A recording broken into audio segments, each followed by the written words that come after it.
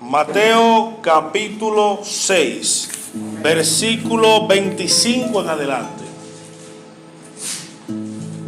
Mateo 6, versículo 25 en adelante. Vamos a leer la palabra en el poderoso nombre del Padre, del Hijo y del Espíritu Santo. Amén. Por tanto os digo, no se afanen por vuestra vida, qué habéis de comer, ni por vuestro cuerpo, qué habéis de vestir. ¿No es la vida más que el alimento y el cuerpo más que el vestido? Observen las aves del cielo, que no siembran ni siegan, ni recogen en granero, y vuestro Padre Celestial las alimenta. Pregunta el Señor: ¿no valéis vosotros mucho más que ella?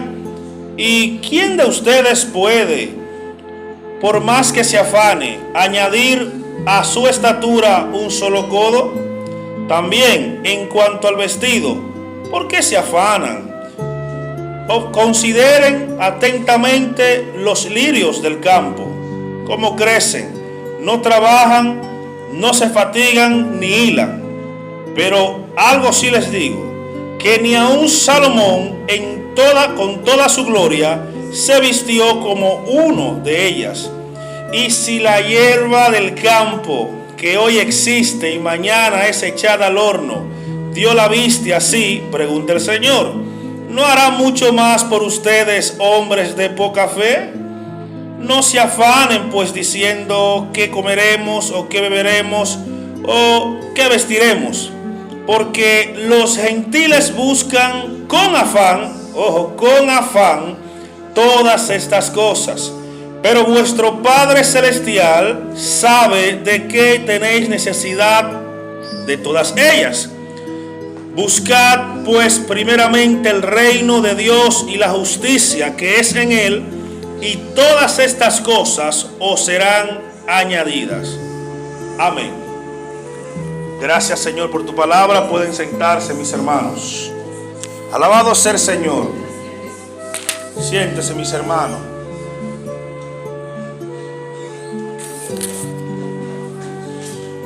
Gracias, Señor.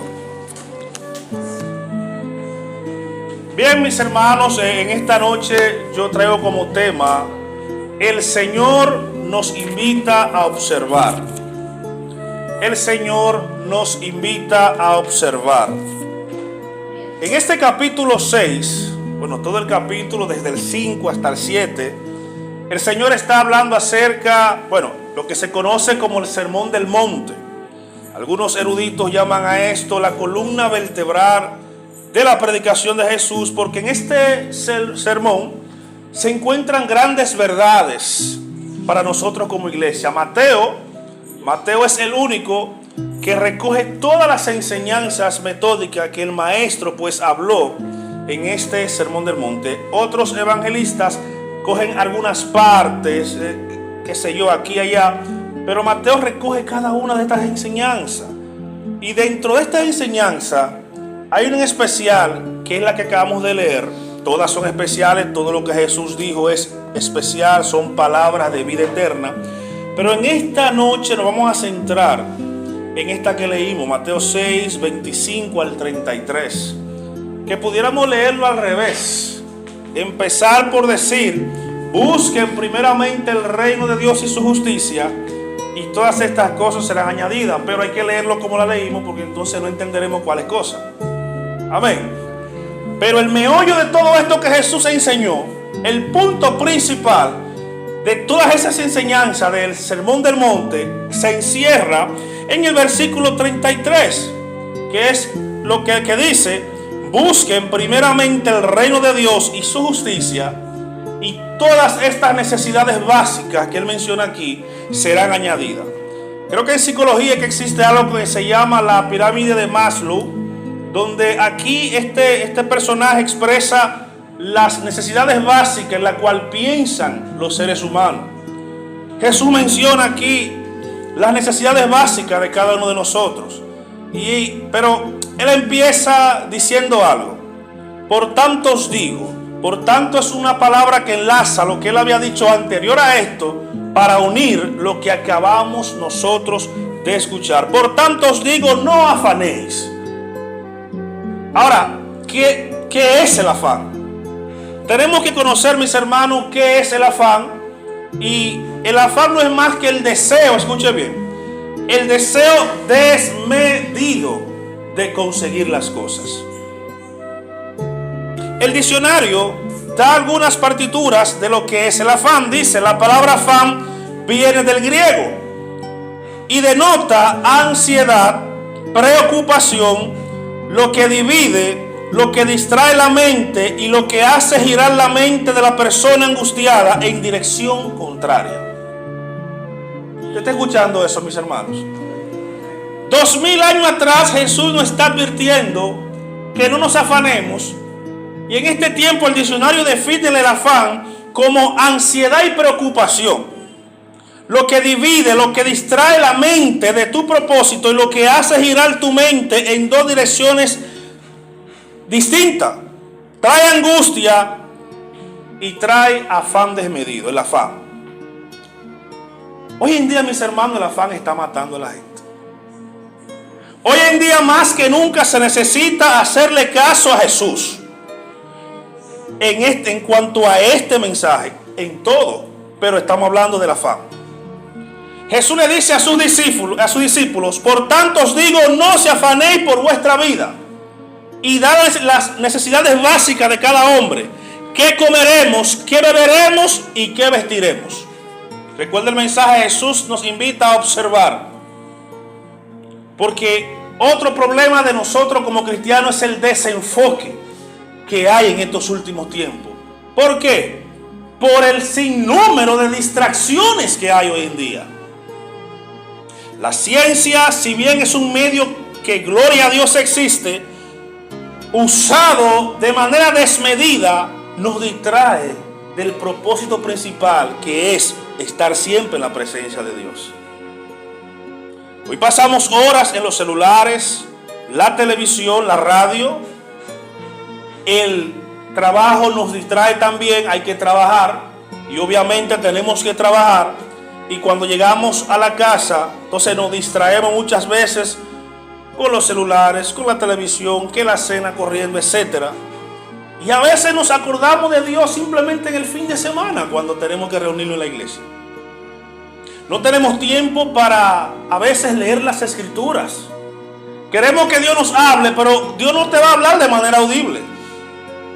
Porque Él dejó las escrituras, ¿para qué? Para que sea nuestro alimento. Jesús dijo, mi palabra es vida. El Espíritu es el que da la vida. La carne para nada aprovecha. Y las palabras que yo les he hablado son espíritu y son vida. O sea, cuando yo leo la Biblia, Dios me habla. Y cuando Dios me habla a través de la Biblia y yo cumplo sus mandamientos, mi carne mengua y mi espíritu crece. Cuando yo leo, por ejemplo, lo que Jesús nos está aconsejando hoy en día, no nos afanemos por vuestra vida, qué comeremos, qué beberemos, qué vestiremos. Y dice, ¿no es la vida más que el alimento y el cuerpo más que el vestido? Ahora tú dirás, bueno, y que Jesús está diciendo que no nos preocupemos por no trabajar. No. Recuerde, el afán es el deseo desmedido de conseguir las cosas. Salomón, que fue más sabio que nosotros, en cierta medida dijo, todo tiene su tiempo.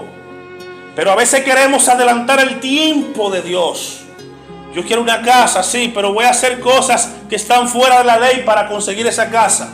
No le llames a eso bendición de Dios, porque todo lo que conseguimos y no está dentro del marco de la ley, no puede venir de Dios.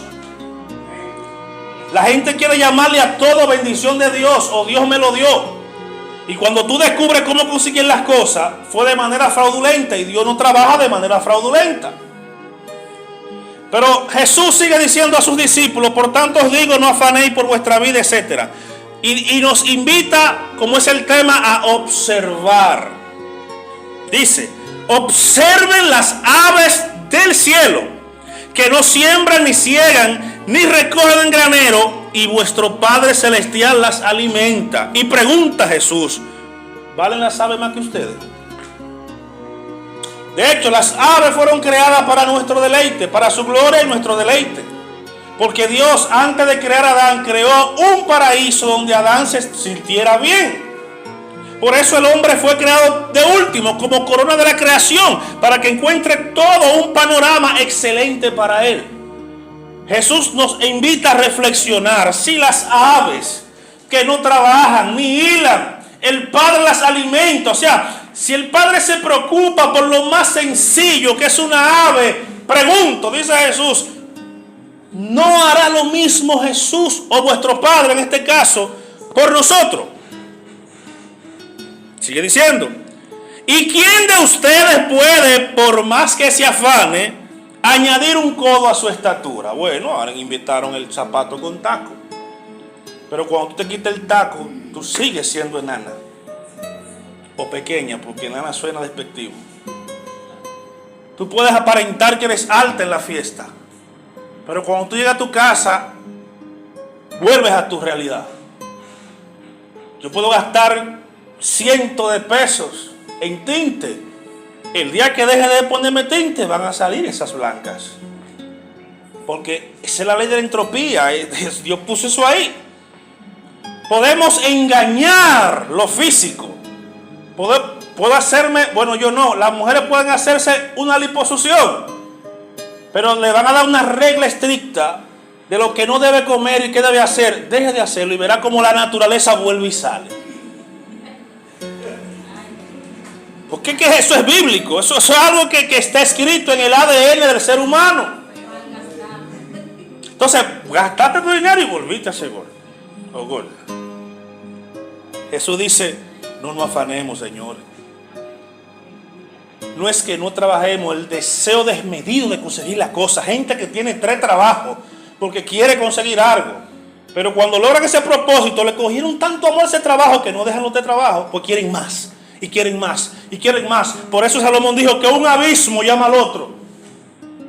Que no se sacia el ojo de ver, ni el oído de escuchar, ni la lengua de hablar.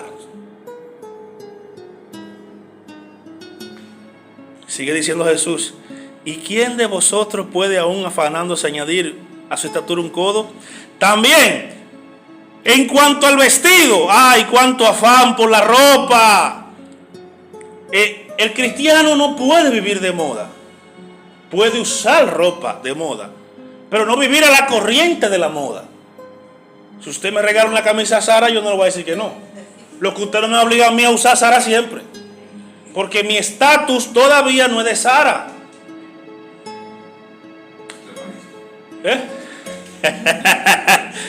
Óyeme, Jesús habla del vestido y por vuestro vestido. Dice, ¿por qué se afanan, mujeres? Que tienen 25 zapatos y nunca tienen. Y nosotros con un marrón y negro estamos felices. El hombre es feliz, hermano, el hombre es feliz. Este mensaje es para la mujer. Y por el vestido, ¿por qué os afanáis? Mire esto, hermano. Consideren atentamente los lirios del campo, cómo crecen, no trabajan, no se fatigan, no, ni hilan. Pero os digo una cosa, esto tiene que ser muy fuerte, mis hermanos. Os digo una cosa, que ni aun Salomón, con toda su gloria y esplendor, jamás se vistió como una de ellas. Hermano, usted lee eso y usted dice, señores, estamos hablando de Salomón. El inodoro de Salomón seguro era de oro, porque la plata era tenido por piedra en el tiempo de Salomón. O sea, Jesús está comparando a los lirios del campo, que son hermosos, bellos, porque son naturales, porque Dios así la hizo. Y dice que ni aun Salomón con toda su gloria y esplendor se vistió como uno de esos lirios. Dice, pero yo quiero tomarme 5 minutos para hablar de la gloria de Salomón, para que entendamos el contexto de lo que Jesús quiere decirlo a nosotros. Dice, eso está en Primera de Reyes capítulo 10. La reina de Saba tuvo noticias de la fama de Salomón para gloria del Señor y vino a ponerlo a prueba con enigmas. Enigmas son preguntas difíciles de contestar, yo sé que usted sabe. Llegó a Jerusalén con una magnífica caravana de camellos cargados de perfumes, oros en abundancia y piedras preciosas. Cuando se presentó ante Salomón, le formuló todas las cuestiones que traía, todas las preguntas. Salomón contestó a todas sus preguntas. No hubo ninguna tan difícil que el rey no pudiera responder.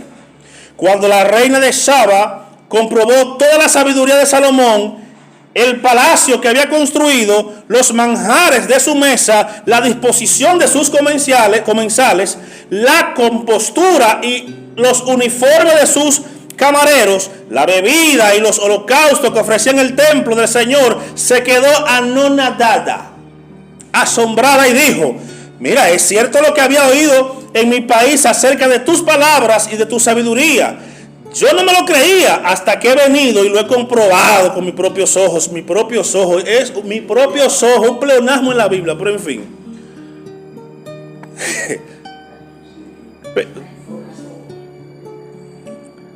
Ven, esa es la traducción.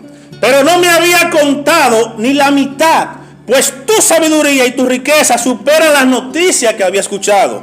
Felices tus esposas, oye eso, y cortesanos, que están siempre a tu lado disfrutando de tu sabiduría. Bendito sea el Señor tu Dios, que ha tenido a bien ponerte en el trono de Israel, y por el amor eterno de tu pueblo te ha designado rey para garantizar la justicia y el derecho.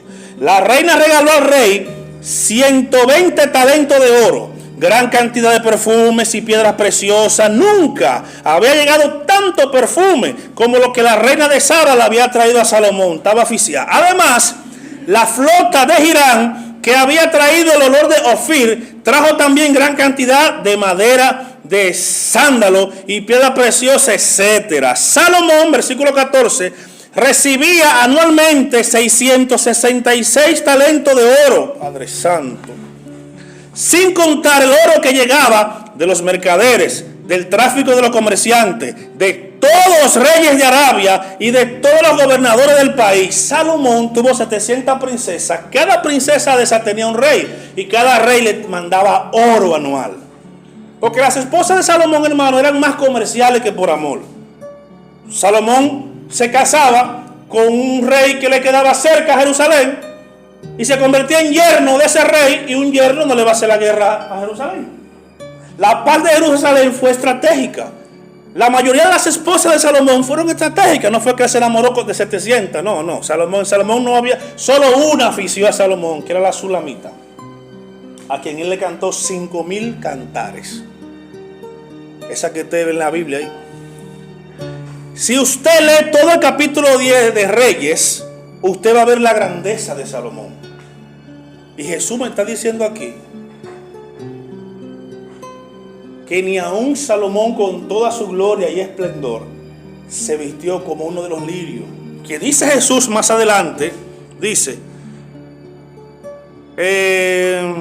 pues os digo que ni aun Salomón en toda su gloria y esplendor se vistió como uno solo de estos.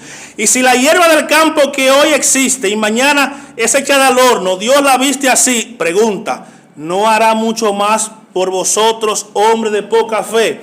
Dios compara la gloria y esplendor de Salomón como la hierba que nace en la mañana y en la tarde es echada al fuego. En pocas palabras, eso no es nada comparado con con el final de la conversación. ¿Cuál es el final? Versículo 33. El reino de Dios y su justicia. Pero seguimos leyendo. Dice, versículo 31. No se afanen, 3 veces en el mismo capítulo, no se afanen pues diciendo qué comeremos o qué beberemos o qué vestiremos. Pues, dice Jesús, los gentiles buscan todas estas cosas. O sea, la gente que no conoce a Dios se afana por conseguir cosas sin sentido que no lo van a llenar. Porque quien quiere un carro lo compra y sigue con el mismo vacío. Quien quiere una casa la compra y sigue triste. ¿Por qué? Porque el vacío de nosotros no lo llenan las cosas materiales. De hecho, Jesús enseñó, la vida de un hombre no depende de las cosas materiales que éste posee. Y esta respuesta vino Porque dos personas vinieron: maestro, ame justicia con mi hermano, que reparta mi herencia. Jesús le dice: ¿y quién me ha puesto a mí por juez de ustedes? Yo soy juez de ustedes. Y ahí, de esa conversación se desprenden una parábola y esta enseñanza.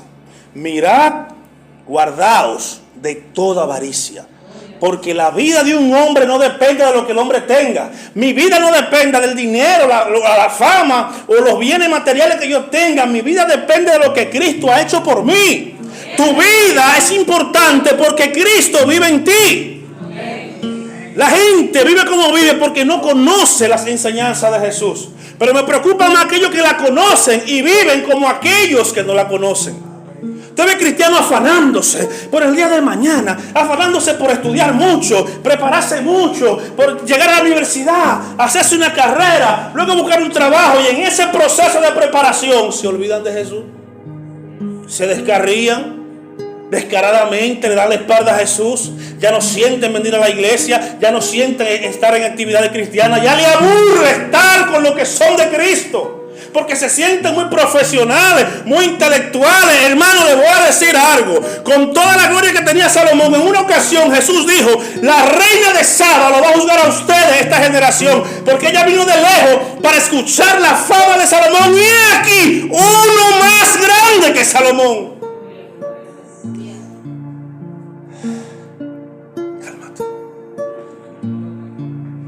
La gente lee los proverbios, los cantares y Eclesiastés, y se asombra de la fama de Salomón. Jesús dijo: he aquí uno más grande que Salomón. En otras palabras, si las escrituras que Salomón dejó plasmadas en la Biblia son grandes, importantes, excelentes, hacéis bien en hacer caso a las que yo les digo, porque ninguna parte de Eclesiastés, de proverbios o cantares, Salomón dice, son palabras de vida eterna. No, solo las palabras de Jesús son vida eterna. De hecho, es bueno que sepamos, hermano, que la sabiduría de Salomón era una sabiduría de la tierra.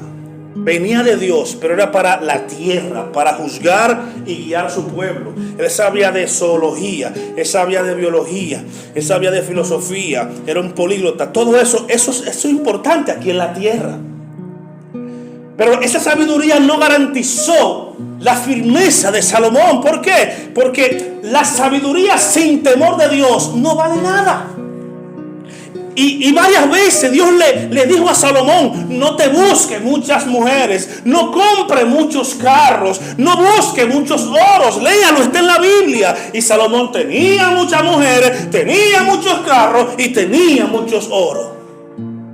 Una sabiduría sí muy grande, pero no era obediente a la palabra de Dios. De hecho, Salomón escribió proverbios y escribió cantares cuando era temeroso de Dios, pero cuando cayó en pecado de idolatría, porque sus mujeres lo arrastraron hacia los dioses paganos, porque cada mujer y esposa de Salomón traía a su dios pagano para Jerusalén. Salomón permitió que esas mujeres llenaran a Jerusalén de ídolos falsos, y cayó Salomón también en ese pecado de idolatría. Y estando viejo y acabado, ya maduro, entendió el pecado que había cometido contra Dios, y escribe Eclesiastés. Salomón lo escribe en la postrimería de su vida. Todo es vanidad y aflicción de espíritu. Nada es importante debajo del sol. Todo lo que está debajo del sol es vanidad. Y el capítulo 9 de Salomón, si usted lee el capítulo 9 de Salomón, no, de Eclesiastés, usted ve un hombre frustrado con la vida. Un hombre que no entiende, que tiene despropósito, porque su sabiduría no le garantizó la obediencia a Dios. Muy sabio con la ciencia, muy sabio con la zoología. Dice la Biblia que la reina de Saba dijo que no había pregunta que Salomón no podía contestar. Sin embargo, su sabiduría no le ayudó a ser obediente. Por eso él escribió en Eclesiastés capítulo 12, en el último versículo: el fin de todo discurso es este: teme a Dios y guarda sus mandamientos, porque esto es todo del hombre. ¿Sabe por qué? Porque Dios traerá a juicio toda obra oculta de los hombres.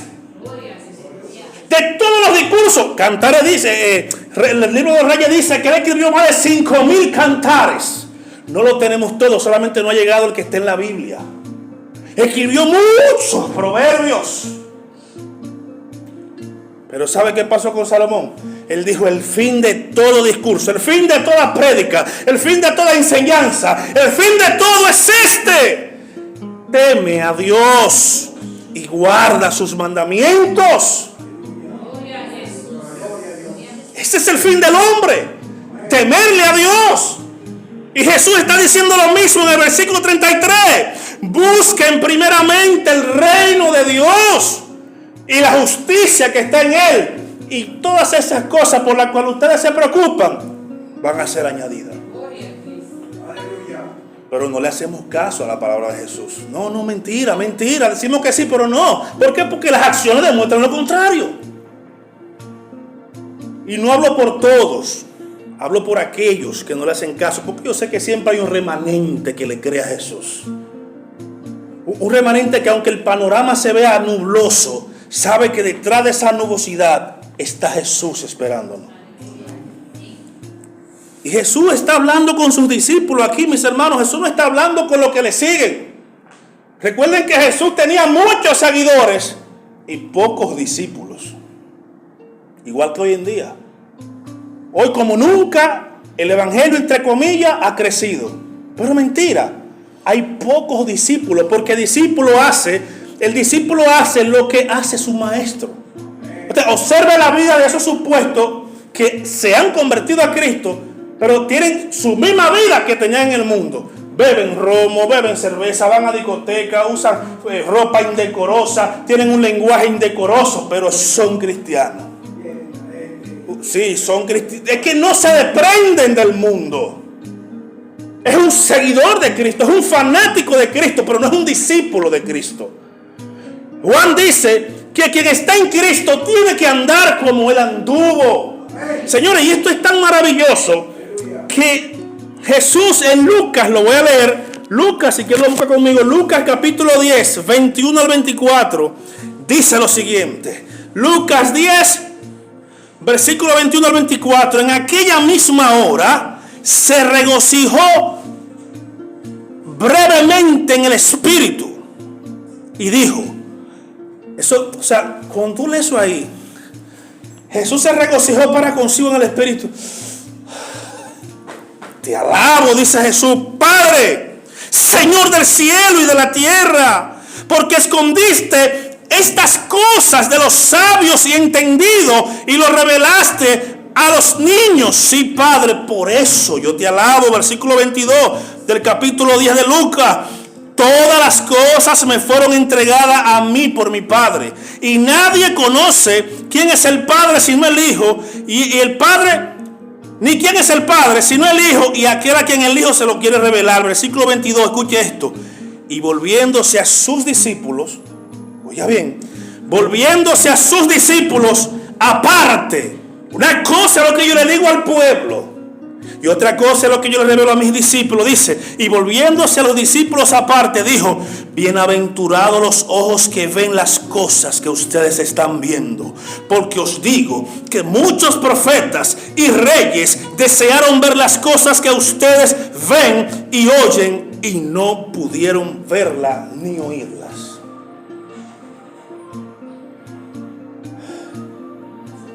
Hermanos, Jesús le está diciendo a los discípulos, ustedes son un grupo exclusivo. La palabra dichoso, bienaventurado, es la palabra dichoso. Viene del griego makarios y significa dichosos entre los dichosos. En otras palabras, Jesús le está diciendo a sus discípulos, las cosas que ustedes están escuchando de mis labios, los milagros que ustedes están viendo orar el Padre a través de mí, todo este escenario de tener al Mesías en medio de ustedes, reyes y profetas desearon verlo. ¿Quieres saber si es así? Primera de Pedro 10, 1 al 20. Acompáñeme. Primera de Pedro 10. Lo tengo aquí. Primera de Pedro 10. Aquí está.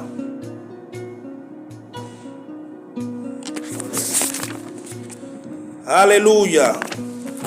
Ya con esto voy culminando porque esto está bueno.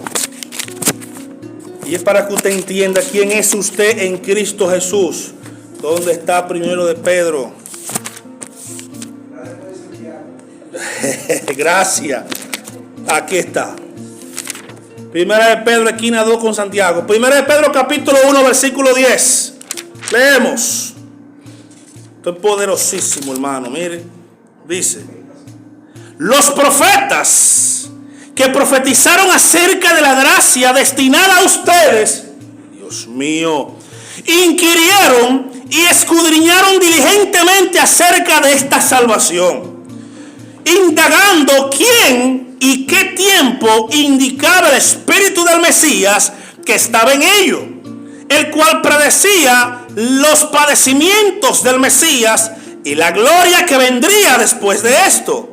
A ellos le fue revelado que no para ellos, no para sí mismo, sino para nosotros, administraba las cosas que ahora os fueron proclamados por medio de lo que predicaron el evangelio por el Espíritu enviado del cielo.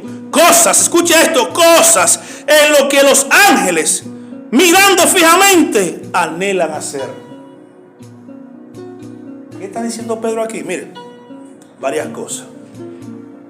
Los profetas y los reyes indagaron en qué tiempo aparecería el Mesías y qué persona sería el Mesías. Uno de estos profetas conocidos es Daniel. Daniel es el profeta para mí más grande del Antiguo Testamento. ¿Por qué? Primero, a Daniel se le presenta la primera venida del Mesías, la segunda venida del Mesías, los reyes que iban a existir antes y después del Mesías. De hecho, se le dio el cálculo matemático correcto de en qué tiempo aparecería Jesús, cuándo lo matarían, dónde y de qué moriría. Matemáticamente hablando, lo sé porque lo he calculado, porque lo aprendí de otro. Y dijo, wow, a partir de la salida de los hebreos, no recuerdo el reino que lo tenía cautivo, pasarían 490 años. Y empieza por ahí Daniel calculando qué tiempo y qué persona. Y le voy a dar un dato, hermano. Los magos que llegaron, que no eran magos sino sabios, pero la traducción lo tradujo como mago. No puede ser mago porque Dios aborrece la magia, pero vamos a suponer que lo tradujeron mal, pero sabemos que son sabios. Dice, los sabios de Oriente que visitaron a Jesús, ¿qué vieron? Una estrella. Esa estrella, si usted en el capítulo 49 de Génesis, es la estrella de Jacob. Esa estrella de Jacob, Daniel, estando en Babilonia, creó una escuela de astronomía y basado en esos análisis matemáticos y astronómicos, identificaron esos magos que vienen de la escuela de Daniel 400 años atrás. Esos magos que visitaron, que visitaron a Jesús, eran de la escuela de Daniel, que se quedó en Babilonia estudiando el tiempo y la persona que nacería cuando esa estrella apareciera. Yo sé que es un poco complicado, pero yo estoy emocionado, porque la Biblia es exacta, hermano, porque la Biblia es palabra de Dios, porque a veces pasamos por alto todas estas riquezas, estas perlas, hermano. Si le creemos a Salomón, ¿cómo no le vamos a creer a Jesús, que dijo, he aquí uno más grande que Salomón? A esa generación que no creyó en Jesús, que dice Jesús que le cantaban flauta y no bailaban, endenchaban canciones de muertos y no se lamentaban. En otra ocasión dijo, ustedes conocen el tiempo, si está nublado va a llover, si hay mucho viento del norte va a hacer calor. Excelente, saben mucho del tiempo, del pronosticar el tiempo, pero no reconocen el tiempo del Mesías. En otra ocasión, cuando va a entrar a Jerusalén, dice, Jerusalén, Jerusalén, cuánto yo he querido arroparte como las gallinas arropa sus polluelos para protegerlos, pero no quisiste y no has conocido el tiempo de mi visitación. ¿Usted cree que Israel está sufriendo lo que está sufriendo por amor al arte? No. De hecho, Israel existe gracias a Jesús, porque cuando Jesús está en la cruz, cuando lo tiene Pilato, dice Pilato, ¿a quién soltamos? ¿A Barrabás o a Jesús? Dice el pueblo, que suelten a Barrabás. Escuché la canción de Stalinao. Ese mismo. Mire, el pueblo eligió a Barrabás y condenó a Jesús. Pero ahí no está el problema, porque él vino a morir. El problema es que los sacerdotes dijeron que su sangre caiga sobre nosotros. ¿Usted sabe qué significa que su sangre caiga sobre nosotros? Que la maldición. No. Si Jesús nos dice una palabra en la cruz, Israel desaparece. ¿Cuál es esa palabra? Padre, perdónalo porque no sabe lo que hace. Si Jesús no dice eso, Israel no existe jamás. ¿Por qué? Porque Juan el Bautista dijo: Dios puede hacerse hijo hasta de las piedras. Porque el orgullo de Israel era: nosotros tenemos por padre a Abraham y tú eres hijo de fornicación. A Jesús le dijeron: pues no, ¿usted sabía eso? Léase Juan capítulo 6. Nosotros tenemos por padre a Abraham y usted es un hijo de fornicación. ¿Sabe qué significa eso? Se corría el rumor que a María un soldado romano le embarazó. Son rumores, como siempre habrá. Y Jesús dice: ustedes me deshonran a mí. Ustedes dicen que son hijos de Abraham, pero eso es mentira, porque si fueran hijos de Abraham, las obras de Abraham hiciera. Ustedes son de vuestro padre el diablo, y las obras del diablo hacen. Eso no era fácil. Entonces, mis hermanos, vamos a hacerle caso a la palabra de Jesús. Vamos a afanarnos por lo que en verdad importa, que es el reino. No es que no trabaje, no es que tú no tengas proyectos, no es que tú no tengas metas. Yo tengo metas personales, tengo proyectos personales. La mayoría Dios me la ha desbaratado toda porque el hombre tiene metas, pero Dios tiene propósito. Entonces a veces uno quiere poner por encima del propósito de Dios las metas personales. Pero estoy ahí, alineado a las cosas de Dios. Jesús dice: no te afanes por esta vida. Y yo aprendí hace mucho, y con esto termino, un ejercicio que me enseñó un pastor hace muchos años. Él me decía: tú eres muy bendecido, lo que pasa es que tú estás desenfocado. Y era como decía un cantautor chileno, que decía: no estás deprimido, estás distraído. Y él me dijo: ve a tu casa. Hace muchos años, hermano, te dando más de 15 años.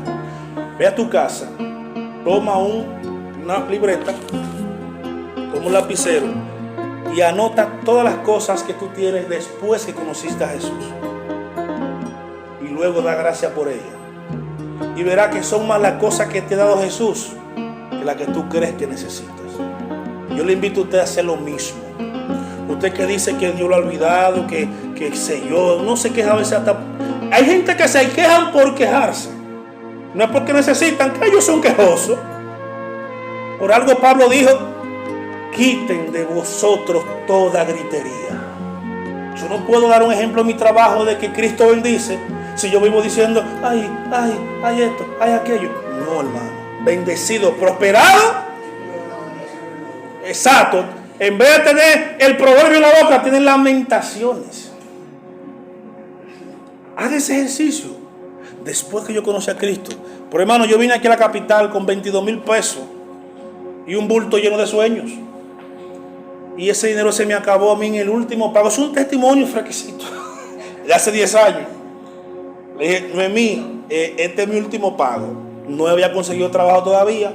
Este es mi último pago. Yo voy a obrar en fe. Después de ahí te voy debiendo lo demás. Hermano, en mi último, yo se lo dije al Señor, porque yo, Señor, quizá Él me diga: yo te mandé a meterte en ese lío. Bueno, ahí me llaman de cervecería en aquel tiempo. Venga, a trabajar. Yo, gloria a Dios. Se me acabó los chelitos, pero no la fe. Y a veces Dios te lleva al límite para ver si es verdad, porque en la prosperidad todo el mundo tiene fe. A veces a nevera: ¡ay, Shaba! ¿Qué va a comer hoy? Chuleta, pollo. Pero cuando yo abrí esa nevera que vivíamos Jairo y yo solo, que era negrita así, ahí Shaba, ni agua había, Berenice. Había que andar a buscar un poquito de agua fría. Proceso, ¿verdad? Entonces la gente ve uno bendecido ahora y que es arrogante. No es arrogancia, es un diamante procesado.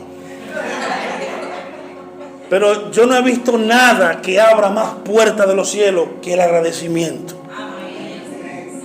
No he visto nada. Mira que el diezmo abre puertas, que la ofrenda abre puertas, Pero no hay nada que abra más puertas que tú decirle a Dios gracias por lo que me ha dado. Y hay un nivel de agradecimiento, hay 3 niveles. El primero es dar gracias por lo que Dios te ha dado. El segundo es dar gracias por lo que Él no te ha dado. Pero hay un nivel de agradecimiento que es el más difícil. Gracias, Señor, por lo que tú me tienes reservado. Que yo no sé lo que es, pero Él sabe. Usted ve un cristiano que se queja mucho, es un cristiano que vive en miseria. Obsérvelo. Y no hay cosa que moleste más que el chuipi. Gente que todo... Yo, hermano, ¿por qué tanta quejadera, hermano? ¿Qué? Yo le decía al varón, presidente Caballero, que nos vimos en La Sirena, que yo tenía un amigo que... Yo terminé. Estoy cerrando, mira. Este es un testimonio de vida. Ya que no viene Ramón, lo digo yo. Y ese joven me decía siempre, estoy en crisis, estoy en crisis, estoy en crisis. Yo le dije un día, varón, en el espíritu, varón, nosotros no estamos en crisis, estamos en Cristo. Las palabras se parecen, pero son muy diferentes. En el cielo no hay crisis. La crisis es de la tierra. Y que yo recuerde, Colosenses 3 dice que nuestra ciudadanía es del cielo. ¿Sabes cuál es tu problema? Que tú, teniendo un depósito de bendiciones, no has sabido ir a la despensa. Pablo dice, quiten de vosotros toda gritería, antes bien cualquier necesidad, con acción de gracia, oye bien, porque la gracia abre puertas, con acción de gracia presenten al Padre todas vuestras necesidades. Es así, mi hermano. Así que, mis hermanos, observen, es el tema principal. Jesús nos invita a observar, pero si Él alimenta las aves, Él dijo que yo valgo más. Cuando usted ve una rosa, usted dice, mire cómo Dios viste esa rosa, y ni Salomón. Desenfóquese del mundo y enfóquese en Jesús. Dios le bendiga, Dios le guarde. Dejamos al pastor por este lugar.